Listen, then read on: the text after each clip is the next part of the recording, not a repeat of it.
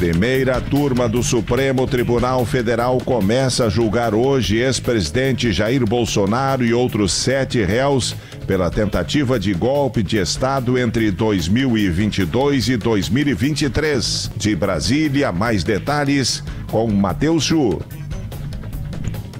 A sessão está marcada para começar às 9 da manhã. A primeira fase do julgamento é a leitura do relatório do ministro Alexandre de Moraes, com um resumo de toda a investigação até agora, trazendo lá no início as primeiras manifestações do ex-presidente Jair Bolsonaro questionando a legalidade das eleições.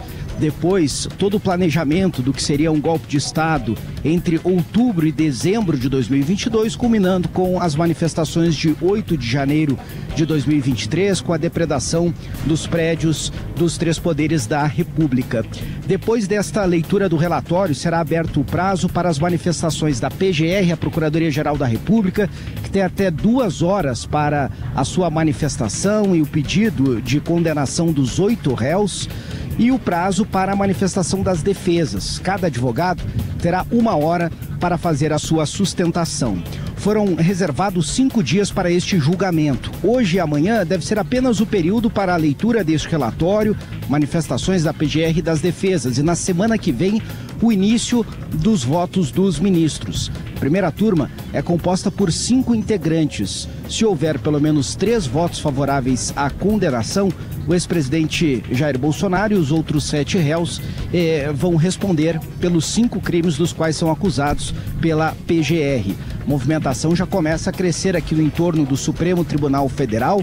Mais de 3.300 pessoas pediram para acompanhar o julgamento, mas o acesso presencial foi liberado apenas para 150 pessoas em cada plenário. A presença da imprensa também é grande, foram mais de 500 pedidos de cadastro, tanto da imprensa nacional quanto da imprensa internacional. O caso ganhou ainda mais repercussão após o presidente dos Estados Unidos, Donald Trump, apoiar Bolsonaro e tentar interferir no andamento deste processo, o que não aconteceu. Desde o início, o ministro relator Alexandre de Moraes cumpriu os prazos mínimos para levar o caso a julgamento. E a previsão é de que na sexta-feira que vem, este julgamento irá terminar.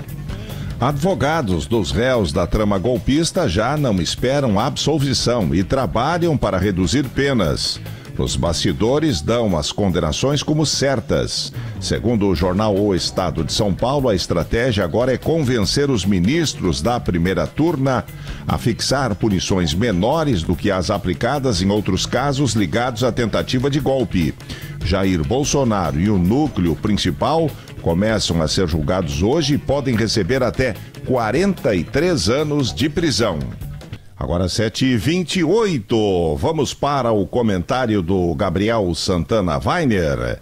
Tá chegando ele aí, bom dia, Gabriel. Macedo, existem 2 conceitos da estatística que se aplicam a quase todas as ciências, que são a correlação e a causalidade. A causalidade indica que uma variável provoca diretamente mudança na outra. Por exemplo, as vacinas levam à diminuição no número de doenças. Ou então, quem comete crime é punido pela justiça. Já a correlação descreve quando 2 acontecimentos distintos apresentam algum tipo de relação. Por exemplo, em dias de chuva, aumenta tanto o número de ruas molhadas quanto o de pessoas usando guarda-chuva. Mas as pessoas não usam guarda-chuva porque as ruas estão molhadas. É aí que a mágica conceitual acontece. Nem sempre correlação indica causalidade. Um caso famoso de correlação absurda é que, estatisticamente falando, os anos em que o ator Nicolas Cage lançou mais filmes foram os anos em que menos americanos morreram afogados em piscinas. E nos anos em que ele lançou menos filmes, mais americanos morreram em acidentes de helicóptero. É tudo verdade, mas uma coisa não tem rigorosamente nada a ver com a outra. Só que eu sou supersticioso, Macedo. Eu tendo a acreditar que coincidências não existem. A briga política no Brasil começou a se agravar mesmo na reeleição do ex-presidente Dilma Rousseff em 2014. Pouco tempo depois começou o processo de impeachment que, independentemente da interpretação de cada um sobre a sua justiça, é sempre um trauma terrível que deixa marcas profundas em qualquer país. A Dilma foi afastada do cargo no dia 31 de agosto de 2016. Sabe o que aconteceu 2 dias antes disso, Macedo? No dia 29 de agosto daquele ano, o Brasil recebia a informação, atônito, que havia chegado ao fim o casamento de William Bonner e Fátima Bernardes. A partir dali, nós nunca mais fomos os mesmos. E como eu não acredito em coincidências, eu não consigo deixar de pensar no que pode significar, energeticamente falando, o anúncio de que William Bonner vai deixar a bancada do Jornal Nacional ter sido feito um dia antes do início do julgamento do ex-presidente Jair Bolsonaro. Das duas, uma, Macedo. Ou esse comunicado histórico de ontem vem como um auspício de que o país está em vias de voltar para um eixo mínimo de normalidade política e social, ou é um aviso apocalíptico de que a coisa vai degringolar de vez. Eu, particularmente, não sei o que é mais difícil de imaginar. Um Brasil mais tranquilo ou a bancada do JN sem o Bonner. Mas a gente se acostuma com tudo, né, Macedo? Bom dia para você, bom dia para todos. Bom dia, obrigado, Gabriel Santana Weiner. Agora, novo contato com Brasília, centro das atenções nacionais, a partir de hoje, com o início do julgamento do ex-presidente Jair Bolsonaro no processo da trama golpista. Segurança reforçada aí no entorno do Supremo Tribunal Federal, Matheus Chu. Sim, Macedo, segurança reforçada. Atrás, quem está em live vê aqui algumas viaturas, né, da Polícia Judicial. E também uma fila. A fila é de jornalistas que logo vão subir aqui para o plenário, onde às 9 da manhã começa a sessão da primeira turma do Supremo Tribunal Federal.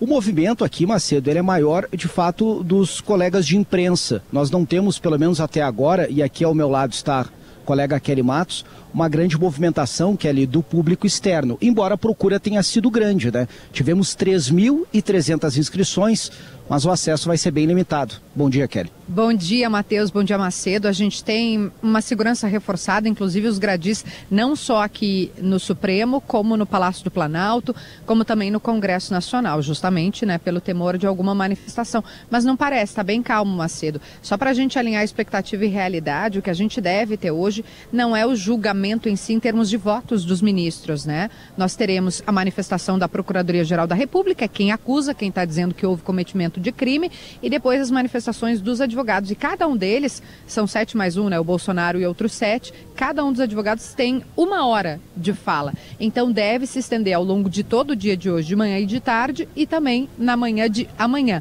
O voto em si do ministro Alexandre deve ficar para a semana que vem.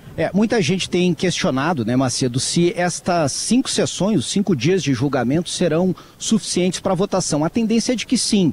O presidente da turma, o ministro Cristiano Zanin, já estabeleceu esse cronograma, Kelly, pensando justamente no prazo que é definido para manifestações da PGR, 2 horas, 1 hora para cada advogado, e depois o período que não tem limite, é claro, mas que há uma estimativa entre os próprios membros da corte dos votos de cada um dos 5 integrantes da primeira turma. Então, Kelly, temos julgamento hoje e amanhã, e a tendência é que os votos sejam conhecidos somente na semana que vem, né? E para fechar, Macedo, a expectativa se o ex-presidente Jair Bolsonaro viria aqui, como o Bolsonaro está preso, está em prisão domiciliar, para vir para cá ou para fazer qualquer movimento, ele tem que pedir autorização da Justiça, do ministro Alexandre de Moraes. Como ele não fez o pedido, pelo menos até agora, até aqui, não há expectativa que ele esteja, né? Não tem condições para que ele esteja aqui acompanhando esse julgamento. É isso aí, a gente vai seguir acompanhando, Macedo. Daqui a pouquinho no Gaúcha Atualidade já traz mais detalhes. Beleza, nossa equipe é em Brasília para acompanhar o julgamento que começa hoje, 7h44. Semana sem dupla Grenal, sem futebol, perde a graça. Marcelo Debona, bom dia.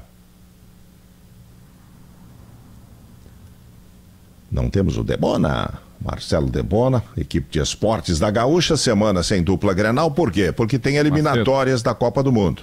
Brasil já classificado, fará, entre aspas, 2 amistosos contra Chile e Bolívia. Chance do técnico Ancelotti observar novos jogadores principalmente. Debona estava dizendo aqui o seguinte, né, que sem dupla Grenal parece que a semana não tem graça no futebol. E aí, Macedo, bom dia a todos. Bom dia. Gente fica de olho no último dia da janela de transferências, né, que é hoje, e que o Grêmio pode anunciar o meia William. jogador conhecido da seleção brasileira, do Corinthians, do Chelsea, do Arsenal, 37 anos. Ele poderá ser anunciado hoje, passa a ser a grande expectativa do dia. Camisa 10, meia, experiente, estava sem clube agora recentemente, depois de ter jogado outra vez no futebol inglês. Aliás, o Grêmio poderá